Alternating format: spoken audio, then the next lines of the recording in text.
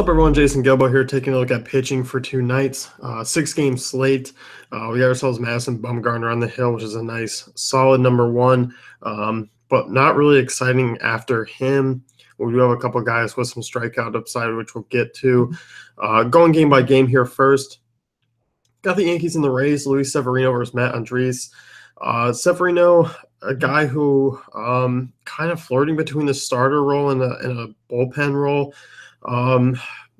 There are some things to like about Severino here. I don't think he's a bad option tonight. Definitely a GPP guy that I'll be taking a look at. He's definitely been worse off against right-handed hitters in his career, allowing a 344 WOBA, 317 to lefties, which obviously is a boost against a lefty team like Tampa Bay. But the lefties definitely do have some power here, like Corey Dickerson, Brad Miller, Logan Morrison. They all do have power, which does scare me in Yankee Stadium, obviously, given the fact that it is a short porch down there.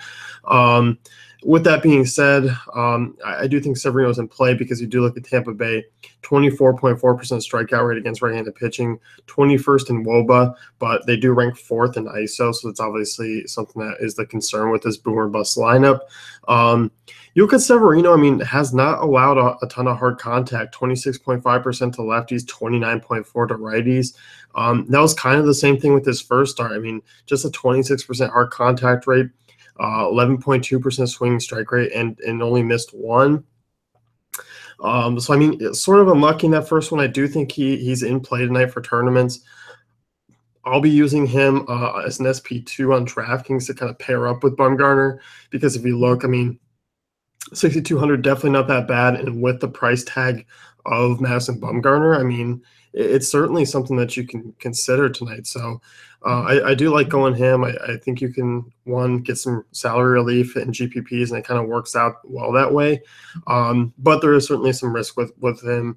As far as the other side goes, Matt Andriese is the guy that I'm really looking to use tonight. Yes, he's cheap. I don't really like what I see from him going up against a team with a decent amount of lefties and some strong right-handed hitters in the middle of it. Yankees lineup is just good enough for me to kind of keep me off Andriese. I don't think there's anything really spectacular there. Baltimore, Toronto, Kevin Gausman versus Francisco Liriano. We'll start with Kevin Gausman here. You look at this Toronto team, they've been awful to start the year. Gausman is a reverse splits pitcher. Allowed over 350 WOBA to righties, which means Devin Travis, Josh Johnson, Jose Bautista, Troy Tulowitzki, all those guys. The only lefties that he'll face will be Kendrys Morales, Justin Smoke, and Ezekiel Carrera. Gausman, kind of up and down so far. I mean, hasn't performed particularly well on the road. I do think he's worth a look in tournaments tonight. I can't quite get behind him in cash games, even with the Toronto team that's slumping. I don't think he's a bad option. His price tag's reasonable on both sides. And you look at this Toronto team, and like I said, they really are struggling to start the year. The only guy that's really doing anything right now is Josh Donaldson. Kendrys Morales is hitting the ball decent, but he's a guy who is better against lefties than righties.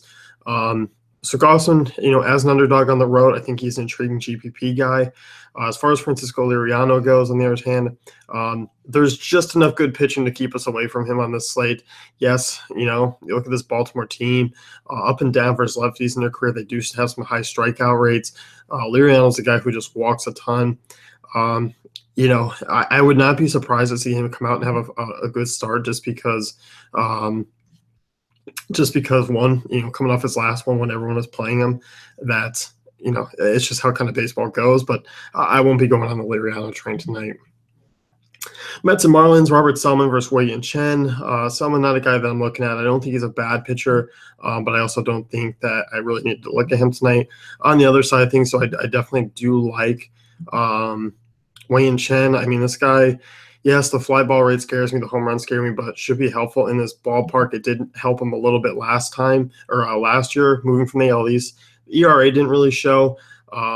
You look at this Mets team, decent against lefties. They do have a couple of guys against left-handers that you do have to worry about, like Cespedes and Wilmer Flores. But for the most part, a fairly lefty-heavy lineup still. Chen was able to get through 6 innings, 5 strikeouts, and allow 1 earned run in his prior start against them. Does have really strong numbers against this Mets, 25.6% strikeout rate as far as just a career versus these hitters, and they're hitting just 216. Definitely Chen's a reasonable SP2 on two-pitcher sites like Yahoo and DraftKings.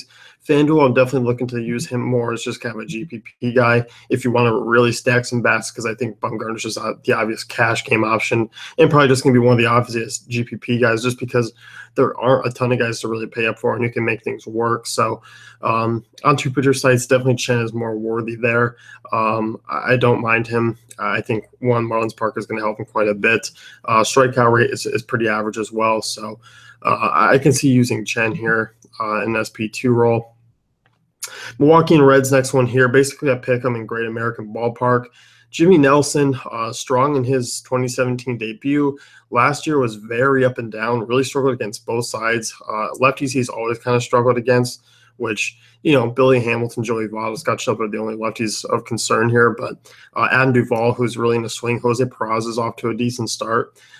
This Reds offense is really rolling right now. And the Vegas isn't showing them a ton of love, but there's still a reasonable total here, about 4.5. It's hard for me to go and use Jimmy Nelson. I mean, at times this guy's on. Will I be surprised to see him tossing a decent outing tonight? Definitely not. I just won't be going that way. Bronson Arroyo, on the other hand, no thanks. This guy is not good. Hasn't pitched since 2014, obviously going back to his last start against St. Louis. No thanks here. I know Milwaukee's very boomer bust, the high strikeout rates there. But in this ballpark, with Arroyo being 40 years old, not missing bats, struggling against both sides of play, I mean, no thanks. Oakland, Kansas City, Jesse Hahn versus Jason Vargas.